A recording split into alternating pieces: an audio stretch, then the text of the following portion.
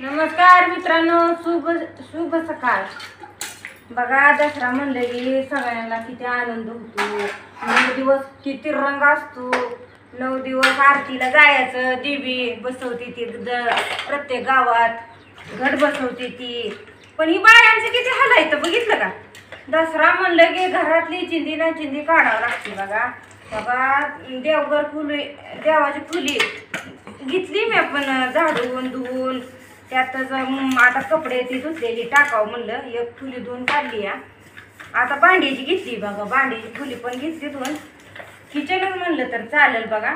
आणि ही आता भांडी घासायला चालायची, बाहेर घासा म्हणलं पण ऊन पडले बघा, म्हणून म्हणलं हॉलमध्ये घासून घ्यावं। घासून घेतली म्हणजे एक एक एक एक काम होतंय। देवाची फुली झाली म्हणले, आता भांडी झाली म्हणले, झालं एवढं धुवून घेऊन झालं म्हणजे झालं। मोठी कपडे धुतले ती वर टाकले ती बघा।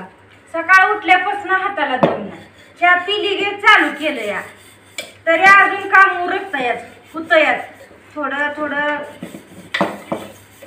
करते तरी पण काय अजून त्यातनं मध्येच लोडबोड लोडबोड।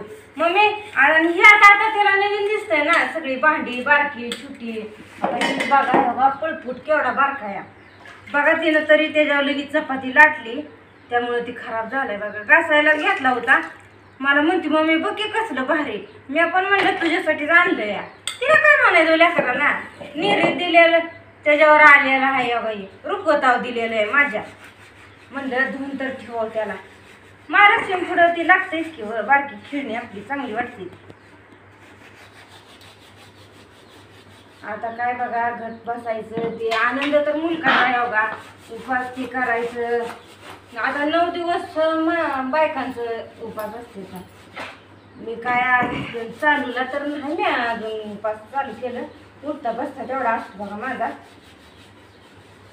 करत करत करायचं एकदम 9 दिवस तर काय केलं वे बघायचं। तरी पण आमच्या सासू असायचं हो उपास, त्यामुळे मी काय करत नव्हती, ती मला मी करते की मग आता तुझं राहू दे। आणि हो बाई भांडी माझी एकटीची नव्हती, माझा पण रुखवत हाय ती बघा, आत्याची पण भांडी येते आत्याची भांडी येते। आणि पहिली माणसं बघा की कसं सगळी पितळीची भांडी हो, कसलं वज तर लागतं या बाई। मी तांब्या घासते ती पितळच आहे बघा। मला अजून मी ती आजीची भांडी दाखवते, मी तर म्हणलं असल्या भांड्यात तुम्ही जेवण ती करत होता का? तर आत्यानं मला पहिलं सांगितलं होतं बघा त्यांचं जेवण। आणि आत्यानं मला एक खास काय सांगितलं होतं, पितळेच्या घागरेत पाणी ठेवून रात्रीच्या ठेवायचं, सकाळ प्यायचं, लई चांगलं असतं म्हणजे शरीराला। तर तुम्हाला दाखवते बघा मी पितळेची भांडी तुम्हाला तिथं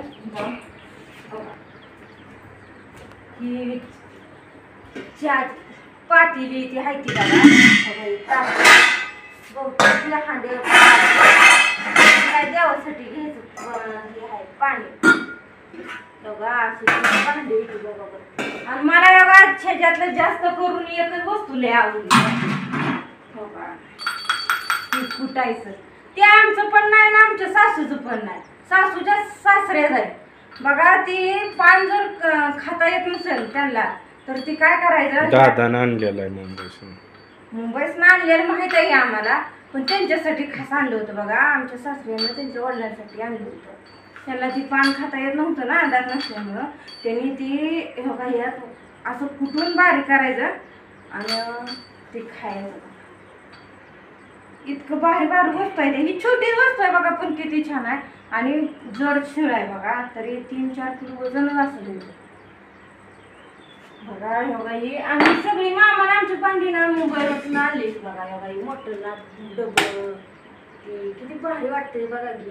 आणि ही पण ते आहे ते बघा, ही पाकळी बघा कशी छान वाटते, ही समयच आहे बघा पाकळी, असं मोराच्या समया लावायची पहिली म्हणजे लग्नात, म्हणजे आमच्या दिराच्या लग्नाच्या टायमालाच ती पण ती लावली होती, त्याचं आहे बघा साचा। मग बाकीचा साचा इथंच असेल, मी घासला नाही बहुतेक अजून बहुतेक तुटून गेले बघा। आता ही लय दिवस आहे त्यामुळे तुटला असल्यावर अशा अशा मोराच्या पंथी असते का बाई, दिवं लावते असं ही अशी पंती आहे बघा, ही वर मोर आहे, बहुतेक इथं पाकळी टाकत असतील, असं काय तर असेल बघा हे.